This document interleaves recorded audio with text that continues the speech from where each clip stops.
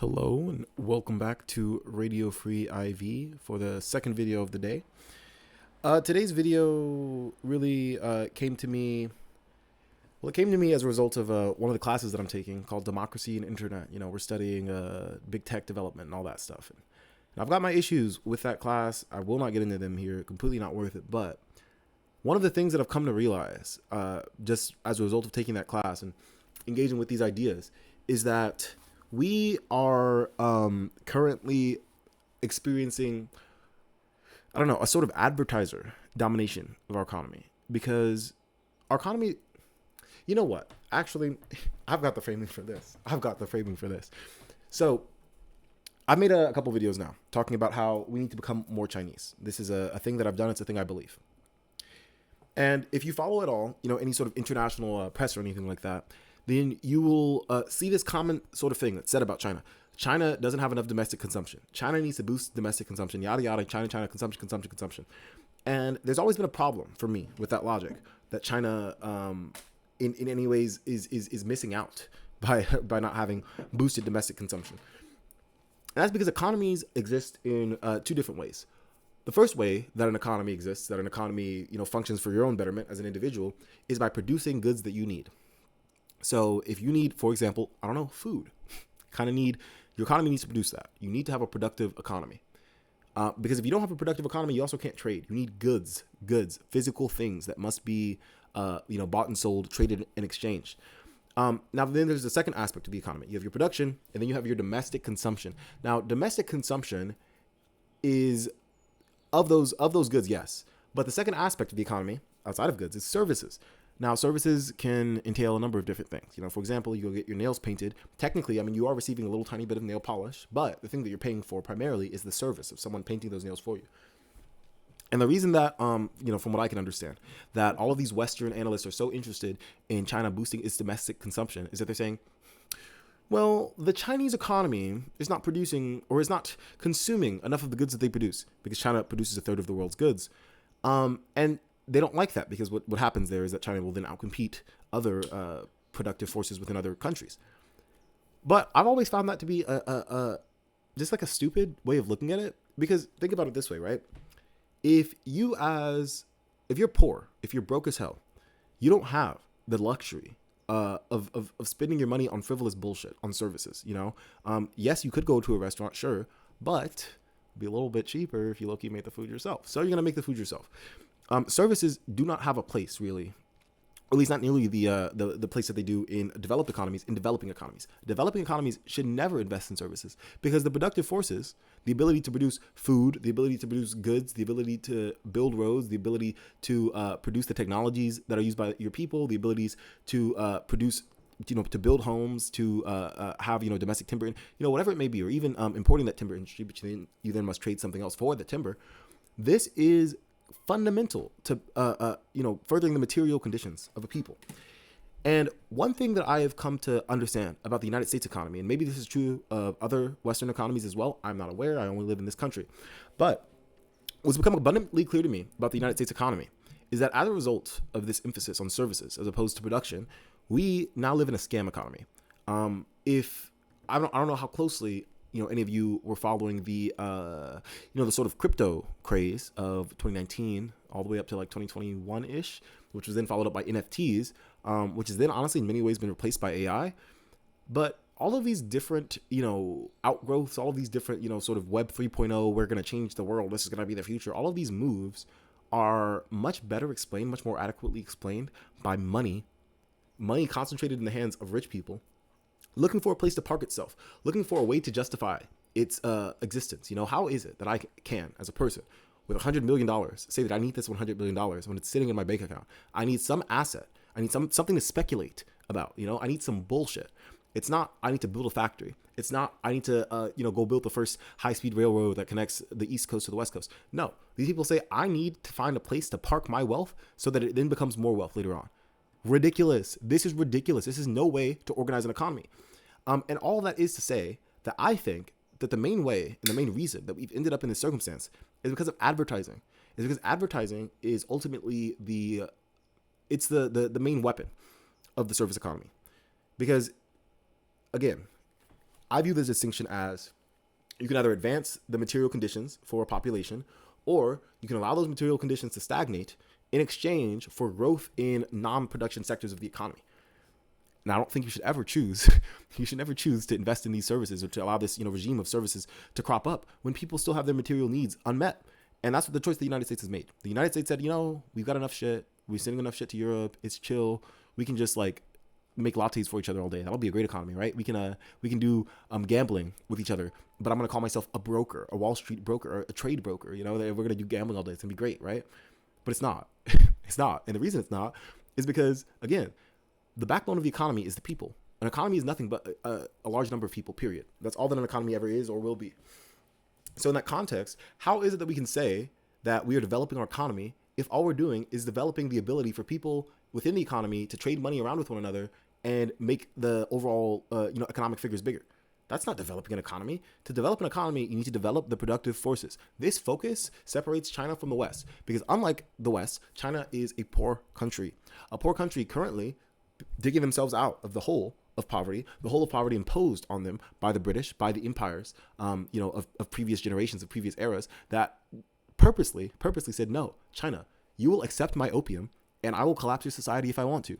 Then by Japan and all the things that happened. And then, obviously under Mao, you had difficulty kind of getting the productive forces back in line.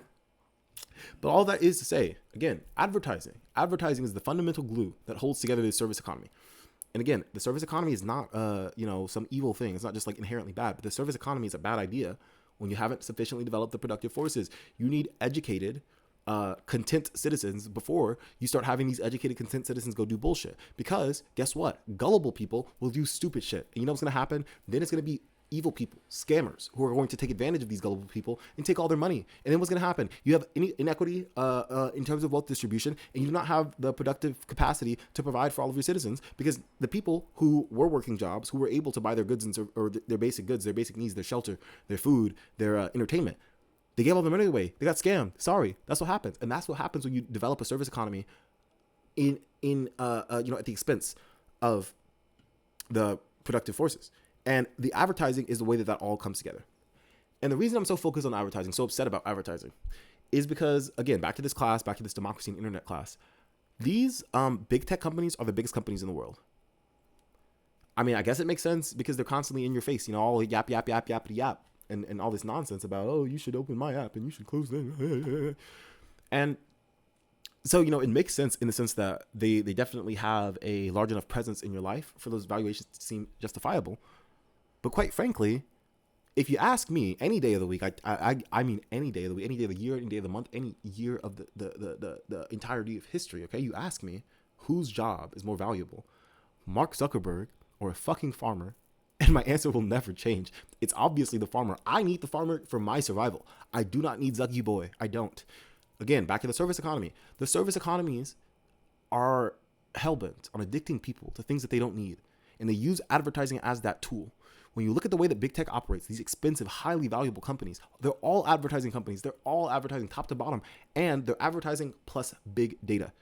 And I think that combination is horrible because that combination turns a game of persuasion, right? When you look at old ads, if you've ever seen one of these old game shows, or any old TV really, because TV was actually a product of the advertising industry, because these companies said, okay, well, we want people to buy our, I really can't remember. There's this one headache pill that on these old game shows I used to watch was always, they were always like, have you tried some of this ad kit, whatever it was. But when you look at these old ads, you see, yes, they're scummy. They're like, oh, buy this shit. It's the best shit.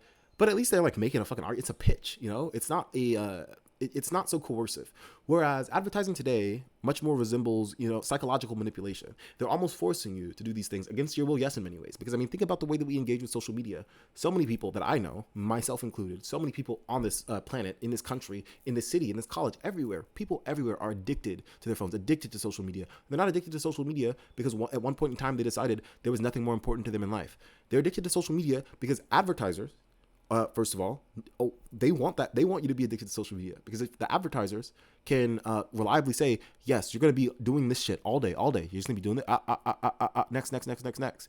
Well, then the advertisers can say, okay, great. Then I have a huge audience constantly available to me. So these social media companies design their products to be most addictive so that they can then sell advertising space to the advertisers. Which is to say, this whole service economy fucking conception is going to destroy us. This is not an acceptable thing to do. And in the future, we need to heavily, and severely and very, we need to make a societal effort at this shit to excise advertising from our culture and from our life and from the ways that we do things. Because quite frankly, the need for advertising is so much less than it used to be. TV shows. The reason that TV was birthed by advertising was because there was no economically sustainable way to produce television without money from advertisers. You needed them. They were necessary in the equation, okay? Much like the goods and services that people need to survive are necessary for their survival, yes. But the services that they don't need to survive aren't necessary for their survival. And similarly, today we find ourselves in a place where technology has advanced to the extent that we do not need these advertisers for nearly as many things as we found rational to rely on them for in the past. We have passed that. And if we just sit here, right, and allow society to stagnate, because a lot of people really benefit from the society that we've landed on, then they're going to end human civilization. Well, at least not globally. They're not going to end Chinese civilization. They wish. But they're going to end ours. And I'm not down for that. This is the one I know. Shit. I need this. We need this. So if you ask me, one of the most important tasks of the next, 5 or 10 years of the future more broadly is that we need to stop this advertising shit, stop behavioral advertising, end this, huge big tech amalgamation of all of our data, end the notion that these people have a right to psychologically profile you and manipulate you and hire the greatest psychologists of our best universities, the highest GPA, the people with the most honors, the people with the most accolades, and hire them to more effectively psychologically manipulate you into using their product so that they can sell you, so they can push advertising on you so that you can then buy products from another company. It's ridiculous. It's ridiculous. And it can't stand. And it can't stand for a number of reasons, quite frankly. Because it's bad, because it's evil. That's a big one for me, right? But it also can't stand because it's unsustainable. It's not durable at all. It's not. Trust. If your whole economy is built on people fucking, jacking each other for $3 a piece and fucking sending it in a circle, and then one guy collecting everyone's $3 and fucking putting it in his bank vault and then locking it and going on the top of some fucking mountain somewhere to shoot people who approach him with an AK-47, well, then you're fucked. You're fucked, especially when something like, let's say gasoline costs rise, let's say the input costs for production rise, and you don't have the productive capacity that you thought you did because you focused on developing your service economy, because you focused on the dollars, on the cash, on the thing that doesn't have any value instead of the things that do, the material goods. There is no value in accumulating money. There's no value in the number in a person's bank account. There's no value in these things. We've lost the goddamn plot. This is not an economy built for humanity. And as a result, it's not an economy that we can continue to have. So, yes, that all is to say, service industry in many ways is the reason for a lot of these the notion. It's not like the service industry itself. There are many services that are necessary, like daycares and all kinds of things that are necessary. And having services within your economy is obviously not a stupid or a bad idea. But focusing and pushing the services as the majority of your economy, saying we are a developed economy because our economy is mostly bullshit. Well, that's bullshit. It's still bullshit. You can write the letters however you want. You can write the numbers however you want. You can write the percentages however you want. You can write the laws however you want. It's bullshit. It's bullshit. And we are going to be the ones to pay the consequences. These rich people who built this economy this way, they're fine. They're always going to be fine. Literally, I kid you not, these motherfuckers have gold buried in fucking Antarctica, I bet. They've got gold fucking hidden in your mother's home that they're going to come get, by the way, when the government takes all their money. And what are you going to do about it? Because they got a gun hidden there as well. You're fucked. We are fucked. We are helpless. But these people aren't. And these people make us helpless. They make us helpless purposely so they can continue this grift. It's a grift economy. It's a scam economy, and it's a bad idea. And the advertising is their main tool, their main weapon to get us involved in it. We've got to say no. We've got to recognize that, because if we don't recognize these things, if we don't have these conversations, if we're not engaged in the field of debate at all, well, then we're already fucked. But even if we do engage in these things, we can still lose. And that's the real risk, is that I don't make these videos. I'm not here on YouTube, yapping it up just because, I enjoy it, although I do. I very much do, right? But I'm here yapping it up on YouTube because you can't win a fight that you don't know you're fighting. You can't win a fight unless you throw some damn punches. And we are getting our asses beat. We're in round 8 out of 12, and we have been getting fucking pummeled. We are paste-like almost, okay? We are almost done. And so we can either get the fuck up, bang the gloves together, and have a ridiculous comeback. A comeback story for eons, for millennia, for history books to write about till the end of time. We can do that. Or we can just sit where we are and wait for those next 4 rounds to pass and accept the consequences. And I don't want to do that. I don't think any of us want to do that. And I think it's important that we recognize that we have options. We have options, but we just need to discuss them. We should treat them as such. All of this avoidance, all of this denying reality for convenience and to feel good, it's got to go. It's got to go because there's no other options anymore. But thank you so much for your time. Didn't expect this video to go so long. Hopefully it gets more than 17 views. I'm shooting big for this one. Please like and subscribe if you enjoy it. And thank you. Thank you so much for watching. I wanna be at the RNC. I wanna see Patricia McCloskey. I wanna scream for the GOP. I wanna sit with Dan Bongino. I wanna